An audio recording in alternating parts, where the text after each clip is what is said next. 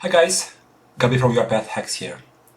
Today we will look together at something that was in the gray area for me, especially in the beginning, and that's the UI Explorer in UiPath. It did not seem too complicated, and at some point I got a feeling that I mastered it, and then somebody came along and showed me how to build a better selector by using the UI Explorer more efficiently, and I was again realizing that I still have to improve in that direction.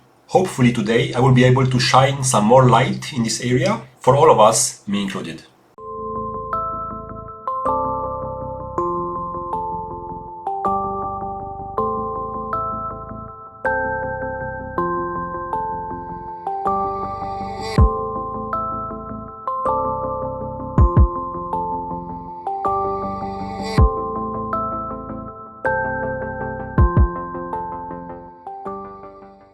So let's start with a page that you have seen quite often in my videos, and that's the Yahoo Finance page. And let's try to look at something on the screen that would change quite often. We can pick the Dow 30 score or any of the other indicators here. The trading day is ongoing, still for the next 5 hours and 41 minutes. So that means that these numbers here will keep changing every few seconds or minutes at least. So I would like to look at the selector that is behind this number here. Understand first of all the structure behind it and how the selector is built, and then try to find a stable selector to always select the Dow 30 score regardless of its current value. So to do that, we can open UI Explorer, we can indicate element and select the element. And let's have a quick look at the UI Explorer structure. First of all, we can start it from Studio, but it's a standalone tool and it can be started on its own as well. So we have here 5 or even 6 screen areas. We have a kind of menu up. Then we have a visual tree, and we have a property explorer under it. And we have in the middle then a selector editor with a hierarchical structure. And we have then an editable area for the selector. And on the right hand side, we have the items, the selected and the unselected items from that node. So we are now looking at the web page. And the selector starts with an app always, and that's Chrome in this case, the browser, and the title of the page, Yahoo Finance, and so on. And then we have quite a number of selectors or nodes. And if we look on the tree here, we can see it much better. We have desktop, first of all, as the main application. Then inside it we have the Chrome browser. And then we start the structure of the web page, which contains a header and a body. If you know a bit of HTML, this will be very clear. That means that we have to go in the body to find our element. So we should go here, and to help us in our selection, we could click on this enable highlighting. And I don't know if you see it well or not, it is now highlighting the whole web page. Let's make the page a bit smaller so it's more obvious where we are with the highlight. If I click here on the body, the highlight is for kind of the whole browser from here. So this is the body of the web page, which makes sense. And then I have to go down and drill down until I get to my element here. So we will see how the highlight changes as we go down the hierarchy. And you notice when I go down the hierarchy, then the properties are changing, so there are different properties available for each node. And then, of course, the items on that node are also changing. So I have now one element on the page which actually goes out of the page. I can keep going down. And we see that once I selected this node, this level, we are already on this area here. So we are starting to drill down and starting to get close to our element. We can keep going. We are still there. We have different divs here. So once I choose this one, I'm already closer to my element.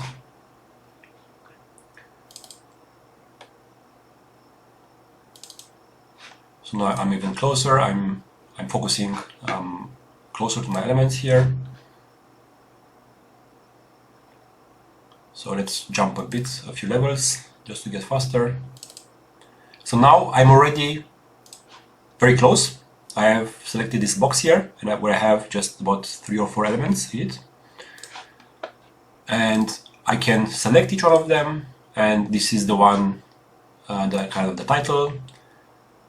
If I choose this one, I'm quite close, so I'm on it. Let's see if I have anything under it. No, so that's it. So at this level, I have selected my number here. We can also look at some of the properties, and there is this property isLeaf, and if this is 1, it means we are on the last level. We are on the smallest element on the page, and these are the leaves of the tree, so to say. So we got to our element by going down the tree, and we see that for each of these nodes we have them selected here in the Selector Editor. So now basically I have all these levels above it, which are all the levels here on this side, going up back the tree. And I have then different items and properties for each level. And what I want to do now is I want to find a good selector that would always select the Dow 30 score regardless of its actual value. So now we have this value of 35,416.94, and next minute this might be 95 or 90 or something else, and it's clear that this would not be reliable. And we could of course do something like this, and this might work for a few days, but depending on how the market evolves, it's not very stable. So what can we do to make it more stable? We should start looking on the items and try to figure out if something sounds like a value that would not change, and it would point me to this element here and not this one or this one and so on. So the idea is to go up on the parent levels and check there what kind of items are available.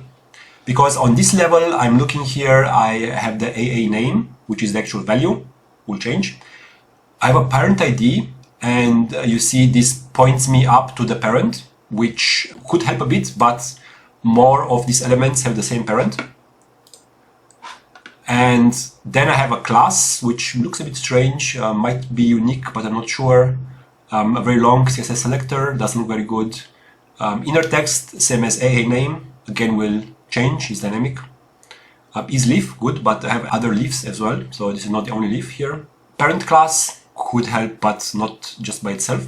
So let's go up and let's select the higher level. And here we have a CSS selector, parent ID, a tag, which is not enough, a class, inner text. So we have now Dow 30 and then the whole number, and then the one under it. So we are one level higher.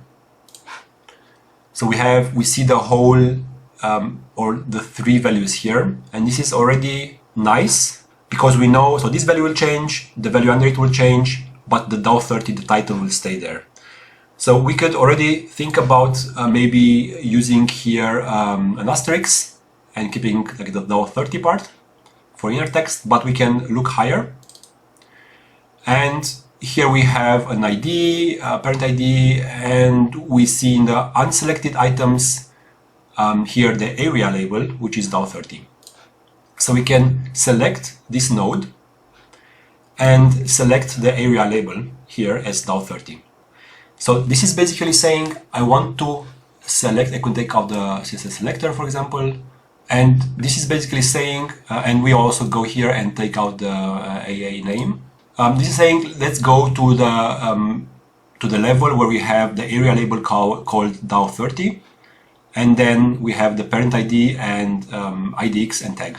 Now this IDX, it's something that we will talk more about it's not good to have it. So we can try to select something else here that would make the IDX disappear. For example, the class, I'm not sure if this will be constant or not, might not be. We can select the parent class and we see, so this should be fairly stable, I would assume, and the IDX is gone. So it's always good not to have the IDX parameter here, and we will have a look later on why. So we can validate the selector, and apparently it's okay, it's green, and we can highlight it.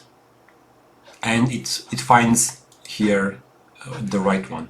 So this looks like a fairly stable selector, or at least a better one than in the beginning. Of course, we can adjust something like title and so on if we need to, but this should be fairly stable to select our value for a DAO 30. Now let's look at the properties a bit on the left-hand side here. And as we select different levels in our hierarchy of nodes, then different properties will be available for that node. Now these properties are quite useful when we want to get the property of a certain element. For example, we might have a button which might be grayed out maybe, or we want to check if the button is grayed out or active. Or we have a button, for example, to log in an application, and the name of the button changes from sign in to connected or to logged in if we have clicked that button. And we want to check the status or the text on that button to understand if we are logged in or not, for example.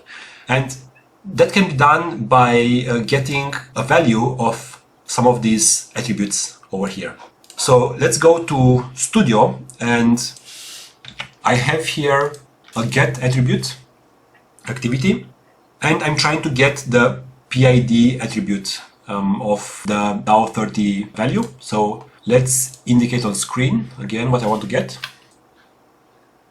So I get this one here, and if we open now the selector, we have here an option to go to your Explorer. And if we choose to open your Explorer from here and not from the menu, the advantage is that if we do changes directly in your Explorer, we can then choose to save, and that will copy directly the new selector to our activity. So let's look at attributes here. So I have the PID here, which has a value 72228. So I'm getting this one over here. I can of course adjust the selector to be more stable. So what we just did before. I choose the area label. I take out the selector. I put here the parent class. I take the A name out. So this should work. All right.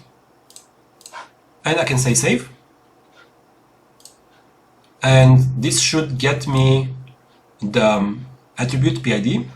I save it in a string, and then I log it out. I want to see its value. Let's try to run this. And we have an error. Get attribute span string converter cannot convert from system int 32. So that probably means that my attribute here, it's not string but a number. So for that we could change our variable from string to integer. Maybe change its name also, make it integer. And let's have another try now. And there it is, it got our attribute 72228. So that's how you can access, and you can read and maybe compare or check different attributes here. Usually you would maybe check a title or the text one, and then continue your logic in the automation. And something nice also to notice is that we can use here dynamic values or variables. So let's say I want to get this value from one variable. I can select it, right click, and either choose existing variable or create a variable. So let's say I want to create one. I say string indicator, and you see that it has a default value already, DAO 30. And this will replace the value with this dynamic variable here. I say save. I update my selector. And now in the variable section, I will find my string indicator with $30. And I edit selector, I validate it, it validates, it's all good, it finds it. What happens is if I remove the default value here, and I try to validate my selector, it will not validate anymore because it just doesn't find it. It will work, but right now if I just try to validate it against the value on the screen, it doesn't find it because to find it, it relies on the default value here in the variable. So that's just a small trick. If your selector doesn't validate after you change a value with the variable, just maybe use the default value if you want to be sure that it validates, gets the right one, and then you can remove the default value. Another small thing to mention about the UI Explorer is if we open it again, we notice here up, so indicate element, it's clear, we select it and get the selector for it. Then we can do it with anchor. We can repair one selector without changing it completely. We can highlight. We can delay the restore if we want to indicate elements that need a focus, or like drop downs and so on. And we have something called UI frameworks. Sometimes it makes sense to just have this in mind and maybe adjust it. There's a default which works fine most of the time, and there is also an active accessibility and UI automation options. And the active accessibility one is or could be used for older Windows applications, and the UI automation one for newer ones. These things are explained here in help. So for UI Explorer, there's a quick description here for the different UI frameworks. In case your selector behaves strangely and you know it did everything you could, just have a look here and adjust it from here. All right, we can go back now and try to select something else. So let's close this one. Let's open UI Explorer again. And let's try to look at something like this text here, for example. So this is now a bit trickier because we have a text somewhere in the middle of the page. We expect to have always 3 texts here, but the things around it would change. So we have no clear anchor like we would have here with $30. And let's see if we can find something that works here. So let's investigate a bit the different levels. We have the title, we have a name, which will change for sure. So tomorrow it will be a different news article with different title. We have a parent ID, which might stay there. Let's look for something else that seems to be stable. So we have maybe a class that we could select. We take out the CSS selector. And we try to find something stable and ideally get rid of the IDX2.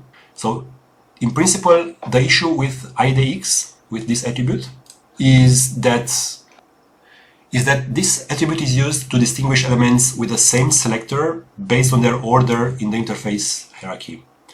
And if this order changes, then the elements will also change. So we risk to then click on the wrong one. So that's the reason why ideally IDX should not be part of selector, of course, if possible. So let's try to have a look here in the hierarchy, see if we can get rid of this IDX equals 2, which basically says, I guess, that we have here like a table with 3 elements and we are on the middle one. So let's look at the higher levels, see if we find anything interesting. Let's try to select also the 3rd level. We have another class here that we could try to select. Take out the CSS selector. So the IDX is still there. Let's look one level higher. The A name contains the title, we have to take it out. The reference, again, will be dynamic. Let's put a class here. And we see that the IDX is still there, it just keeps moving up with the higher level, but we don't seem to be able to really get rid of it.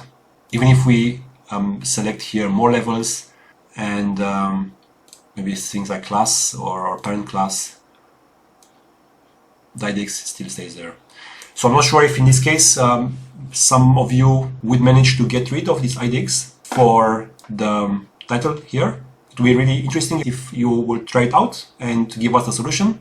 In some cases, maybe that's just not possible. So we might have to stick to the IDX one in some cases. But the idea is, before you give up concluding a selector doesn't work or you can't find something stable, take your time, look through the different nodes in a hierarchy and look at the different items you could select, and then keep validating, see if you can find a stable selector, even if most of the elements around it are dynamic. And that's it. I hope these points help you deepen your understanding of the UI Explorer and will help you get better and more stable selectors in the future. If you enjoyed this video, please hit the like button and consider subscribing to be informed of more upcoming videos. This will also help the channel immensely. Thank you for watching and have a great day.